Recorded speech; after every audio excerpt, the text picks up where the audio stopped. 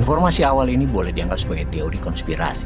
Ini juga bisa dilihat dari apa yang di kepala Badan Intelijen Negara dan pemikiran kaum Shadow. Kejadian di Pelumpang, apakah ada unsur sabotase? Kejadian KKB di Papua, adakah unsur tangan asing? Bagaimana pengamanan laut di utara Aceh yang dikenal banyak perompak? Bagaimana secara sistemik Laut Indonesia Timur dicuri 70% tanpa Indonesia bisa kendalikan? Sebelum kita menjelaskan, izinkan untuk membahas informasi ini. Kita saksikan video berikut ini. Syria actually had a significant wheat surplus, and the people were very well fed in Syria before the war. We wanted to take the wheat away to cause famine. The idea was that by stealing the oil and the gas, we would be able to shut down the transportation system. And at the same time, during the Syrian winters, we could freeze to death the Syrian civilian population, which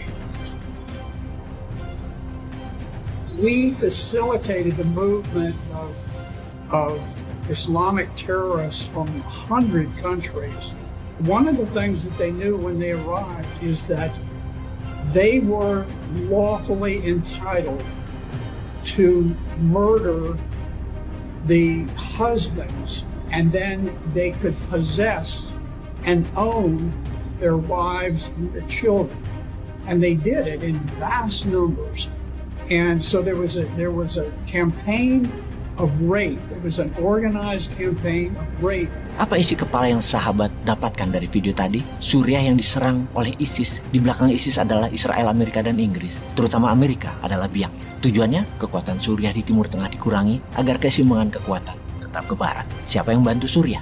Rusia. Bashar al-Assad adalah sekutu Rusia. Sama halnya dengan Turki. Karena itu Bashar al-Assad, walaupun tentara Turki awal tahun ini masuk 30 km ke wilayah Suriah, al-Assad tidak masalah. Karena bersama-sama menguatkan wilayah masing-masing atas gerakan Kurdi. Yang juga di belakang Kurdi adalah Amerika. Suriah negara makmur sekarang luluh lantak di target Amerika agar tidak ada kekuatan selain negara yang pemimpinnya boneka yang manut di bawah kendali Amerika atau pemimpin yang lemah saja yang bisa dimainkan oleh Amerika yang tidak dihajar. Untung Rusia melindungi Assad. Kalau tidak, Assad adalah pemimpin ketiga yang dibunuh Amerika dalam 20 tahun ini setelah Saddam Hussein Irak dan Gaddafi Libya. Dunia diam tak berani menghujat. Beda dengan Rusia yang berperang melawan NATO dianggap kejahatan padahal self-defense dari offense-nya Amerika. Lalu kita ke pipa Nord Stream. 6 bulan yang lalu kita semua tahu ada ledakan di pipa gas Nord Stream 1 dan 2. Dan kita sudah pastikan itu adalah Amerika karena tidak banyak pasukan atau tentara yang bisa melakukan serangan bom di ledakan di bawah laut seperti di posisi Laut Baltik yang dingin, dalam, dan tidak terdeteksi oleh negara seperti Swedia, Denmark, Jerman, Finland, Latvia, Lithuania.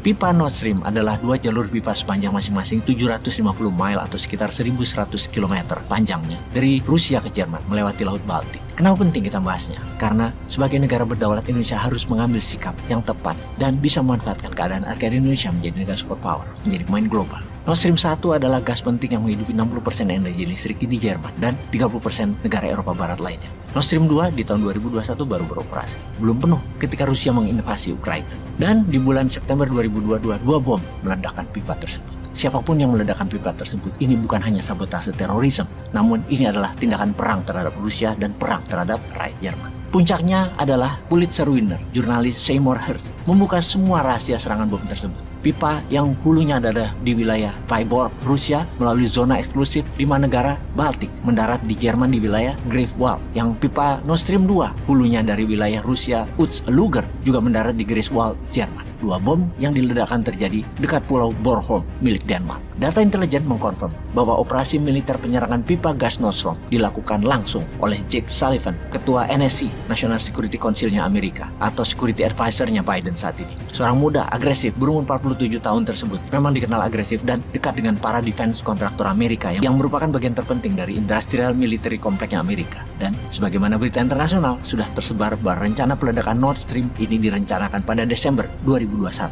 3 bulan sebelum Rusia menyerang Ukraina. Sebuah rapat resmi yang dihadiri selain oleh Biden dan Jake Sullivan, maka hadir juga Kepala Staf Militer atau Joint Staff Army-nya Amerika dan Direktur CIA. Dan setelah beberapa minggu brainstorming, maka para penyelam dari US Navy, dari Salvage Center di Panama City, Panama yang dipilih tangan langsung oleh petinggi militer dan CIA untuk mengeksekusi tugas tersebut. Hal ini dilakukan agar tidak ada kebocoran sampai operasi sabotase ini selesai setidaknya, atau selamanya tidak ada yang bocor. Highly secretive mission. Latihan langsung dilakukan di Laut Baltik karena operasi ini menjadi multinational effort di mana 3 negara membantu, yaitu Norwegia, Swedia, dan Denmark. Kenapa Norwegia? Negara penghasil gas besar Eropa tersebut, member awal NATO, memiliki pelaut handal, terutama Navy, pasukan bawah lautnya. Norwegia lah yang membantu menentukan di mana spot pemboman yang tepat yang tidak terdeteksi oleh pengawas lautnya Rusia. Lalu Angkatan Laut Amerika yang meledakkan bom tersebut setelah puluhan kali drill latihan atau Baltops 22 di wilayah Baltik yang merupakan latihan menyelam multinational drill. Semua itu akhirnya dieksekusi pada tanggal 6